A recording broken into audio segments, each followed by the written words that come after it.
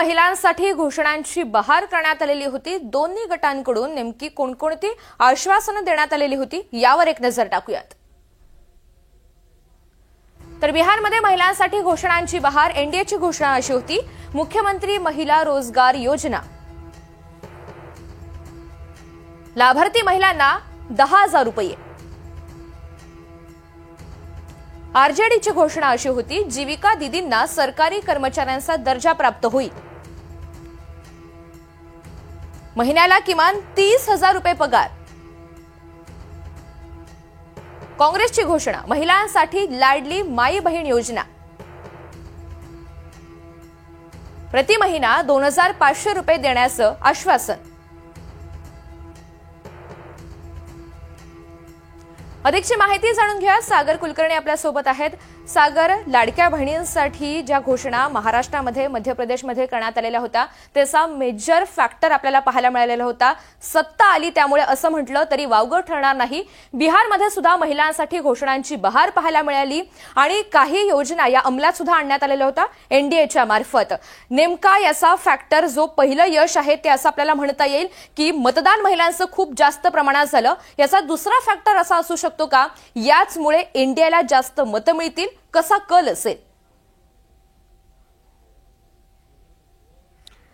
एकूण बिहारमध्ये जे झालेलं मतदान आहे आणि त्याच्यामध्ये मागील वर्षी म्हणजे मागील लोकसभेला ज्या झालेल्या मतदान आहे त्या तुलनेने आत्ताच्या मतदानामध्ये टक्केवारी वाढताना दिसून येते। विशेषतः महिलांचं मतदानाचं टक्केवारीचं प्रमाण हे वाढलेलं आहे। यामुळे कुठे ना कुठेतरी जे राजकीय पक्ष आहेत त्यांनी दिलेली आश्वासनं ही फार महत्त्वाची होती आणि त्याचा कदाचित परिणाम म्हणून की काय महिलांचं प्रमाण जवळपास 9 ते 10% मतदानामध्ये वाढल्याचं दिसून येतं आहे। 9 ते 10% मतदान वाढणं ही काही छोटी गोष्ट नाही आहे। एकूण जर बिहारची लोकसंख्या पाहता 9 ते 10% मतदान वाढला याचा परिणाम म्हणजे जो फ्लोटर वोटर आहे किंवा जो फर्स्ट टाइम वोटर आहे त्याचवेळी जे महिला मतदार आहेत त्यांनी कल कुणाच्या बाजूने दिला हे फार की फॅक्टर ठरणार आहे आणि त्या दृष्टिकोनातून कदाचित महिलांसाठी ज्या वेगवेगळ्या योजना जाहीर करण्यात आल्या होत्या त्याचा परिणाम कुठे ना कुठेतरी मतदारांमध्ये विशेषतः महिला मतदारांमध्ये झाल्याचं दिसून येतं।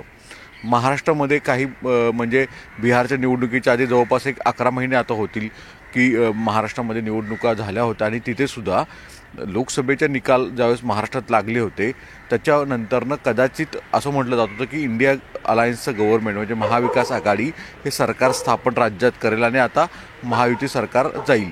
पण एकनाथ शिंदेंच्या नेतृत्वामध्ये लाडकी बहीण योजना ही एक महाराष्ट्रामध्ये आणली गेली। अर्थात ही मूळ योजना मध्य प्रदेशमध्ये शिवराज सिंग चौहान यांनी लाडली बहीण योजना नावाने आणली होती आणि तिथे भाजप सरकारला चांगली बहुमत मिळवण्यामध्ये तत्कालीन परिस्थितीमध्ये शिवराज सिंग चौहान यांना फार मोठा फायदा झाला होता।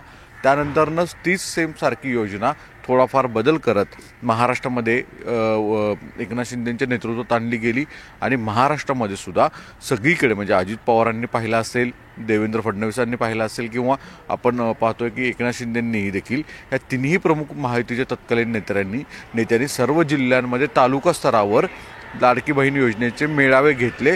शासनाच्या योजनेमधून कसा शासनाचा फायदा होतो या दृष्टिकोनातून घेण्याचा सुद्धा एक प्रयत्न होता। त्याचवेळी प्रचाराचा तो एक भाग होता।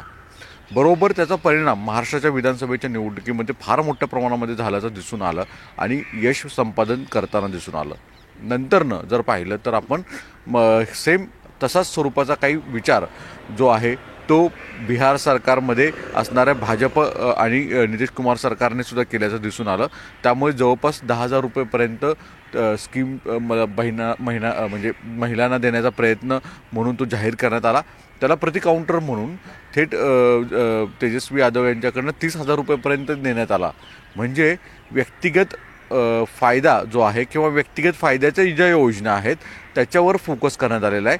आत्ता जवळपास राजकीय नेत्यांना समजून येत आहे की भले तुम्ही मोठमोठे प्रकल्प म्हणजे एखादे रस्ते असतील, धरण असतील, पायाभूत सेवा सुविधा असतील असे उभा जरी केले तरी जोपर्यंत मतदारांना व्यक्तिगत फायद्याचे कुठल्या योजना आणल्या जात नाहीत तोपर्यंत थेट मतदार तुमच्या पक्षाशी किंवा तुमच्या सरकारला निगडीत होत नाहीत आणि त्याचा फायदा मतांमध्ये रूपांतरित होत नाही। कदाचित यामुळेच की काय महाराष्ट्रामध्ये ज्या पद्धतीने महायुतीला यश संपादित करता आलं यामुळेच बिहारमध्ये सुद्धा प्रत्येक महिला वर्गासाठी वेगवेगळ्या योजना ज्या आहेत त्या NDA अलायन्स आणि इंडिया अलायन्स या दोघांकडूनही जाहीर करण्यात आल्या.